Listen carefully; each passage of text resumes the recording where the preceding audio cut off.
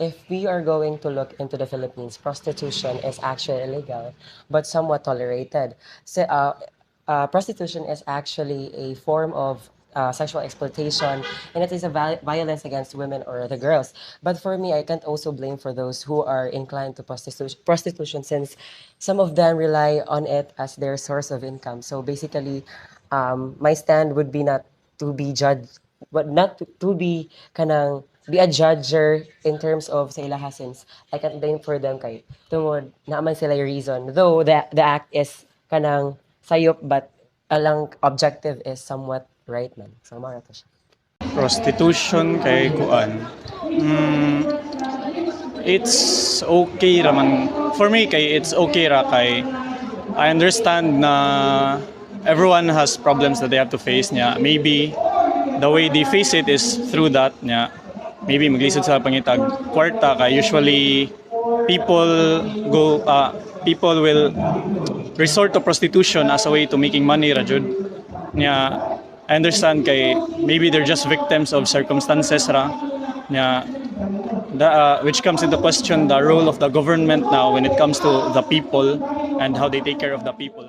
Akong thoughts ra na is kanang sometimes kay ang tao kay it's either kanang ma-force sila into it or choice gid nila kay wala sila lain option, especially kanang bitong financial constraints nila, so wala sila other option yun. Kung ma-think nila nga kanina lang akong buhaton kay makasolve ko sa akong mga other problems, or sometimes kay they're born into it, they're born into that kind of environment niya, mao na yung ma-feel nila nga normal. So more na akong views on the topic.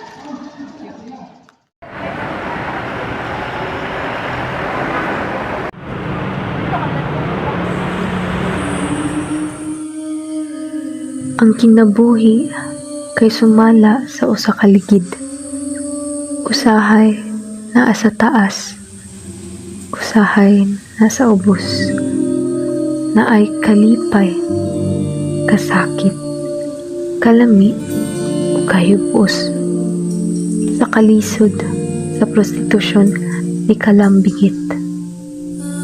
Prostitusyon para sa uban kay lingaw, pero sa ilay sakit.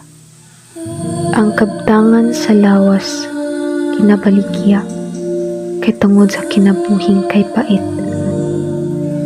Sa pag-uswag sa teknolohiya, ang kakapos nagkadako niini. Sakto nga sila na ang kinabuhi na ay kalipay, kasakit, ug kalami. Ang kinabuhi lisod ra jud. Dagang problema. Mutuan lang pipag-asa siguro. Hangad nilang kasi kung mga anak, kanan lang. Layas lang ko. Layas ko, punta ko nani. Nilakaw mo ko sa dadap tungod sa Amerikano. Ako na may bawa ko ang mga magpapabam ng unknown ko dito. Ang ako'y labot nila. Ang ako'y paki, at least wala lang kapangayo nila.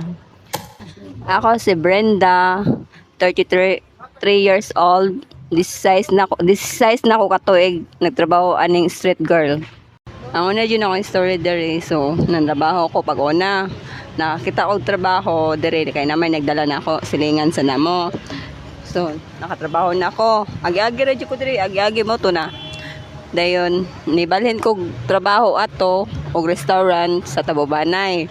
Pag after na akong na trabaho sa Tabobanay, nangita ko og lodging. So moto nakakita ko kanang babae ba na ila-ila na nako. Moto giya kong gidawg lodging mo po ko baon sa ni lodge. Nya kuan sa ko kay kwarto nya uwi ko alamag pa ato kay mapapag 18 nako. Wala pa ko 18. Gitintal ko niya bota ng disco na pug-una to disco sa dayon ana siya. Moto pag gidala ko ana sa may daplin dito sa may Colonnade Mall, tapit. Moto naay mo nagsulti man ko na wala pa ko katilog ka ng kuan ba first na ako virginity pa ko ato. Nya Muslim ko no ang magpakuan sa ko muhatag og 50,000 about kung virgin ka. Karon wala man mi nagkadayon atong Muslim, police ang nakakuan sa ko Nya pila ra ka hidden ko na kuan dia. Oh, dia jud sa kwarto na hidden. Hindi gyud na ako malimtan. Siya gyud nakauna na ako. Then mo to nabiyan akong trabaho, murag napili na ako ang kani kay mas dako pa ang income kaysa kato akong trabaho. Sila kay napugos tungod ang pamilya kay gigutom. Na ay anak na paskwelahon ug ang uban kay wala na laing option.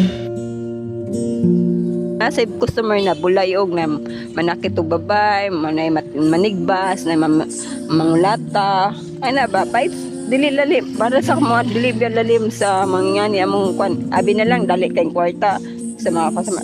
Di ba tanaw sa mga taon dali ra kay kwarta, nya dali ra kay. Oy dili wala gyud sila kabalo na unsa sa nang kalisod na malisa ang mi kay ngano ang mga customer sa garan mga addict na ba kanang mga naibisyo niya wata ka ba sa mga batasan sa usa nato na ay kanang mamali og kanang kuan namang mga pusil magdala na kutsilyo kapila na ko nakuha na salvage nga na pero dili lima mong kuan ay pangwarta pero inon sa bagay ako kay kung mahay ngono nabalik ko diri ay Ang kasakit ug kalisod kay mapun-an pa sa pamilyang walay suporta ug laing tawo na ubos ang pananaw sa ilang trabaho.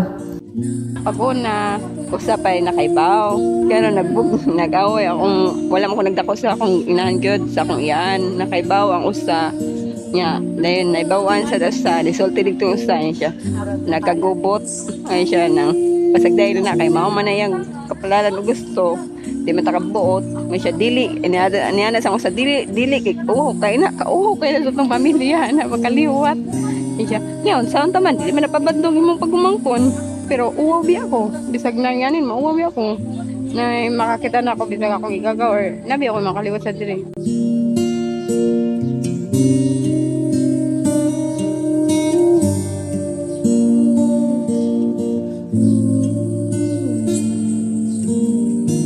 Nay gabi nay buntag depende sa oras na bisag unsang oras na bisa nay customer pero naa gyud mi diri mga babae mao nay mao 24 hours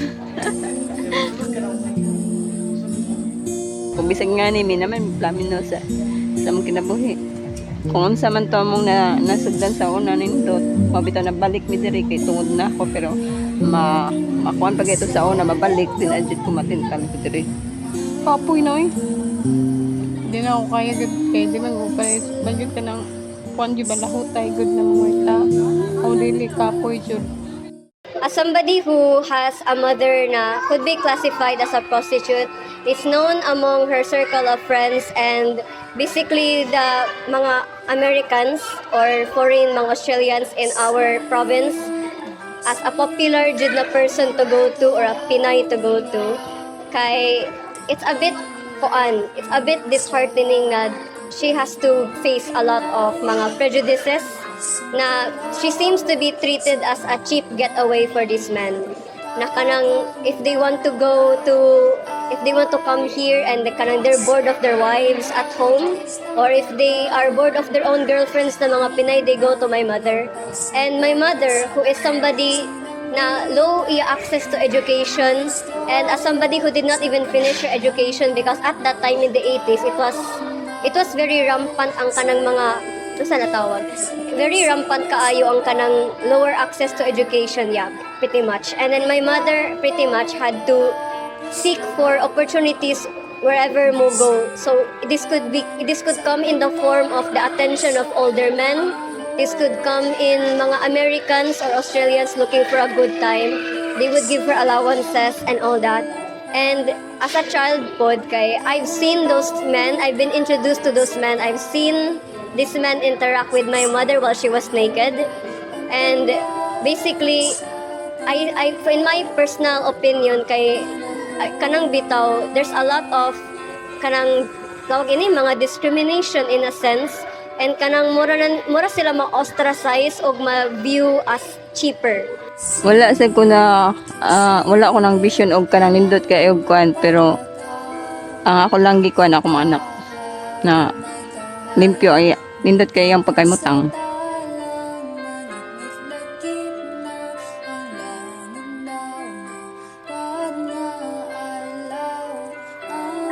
ang kinabuhi sa usa ka babae na prostitute. Ang trabaho kay sakit ug pait. Kadaghanan sa ila kay ginabaligya ang kaptangan sa lawas tungod sa kakabus. Nakasinati sila og diskriminasyon ug risgo sa panglawas. Sakit, kapoy, kuol, ug makawalay gana. Pero sumala sa kadamuan na sila'y daghan na pangandoy sa kinabuhi. Naghangad pod sila na makalingkawas o mapulihan o kalipay ang tanan nakasakit.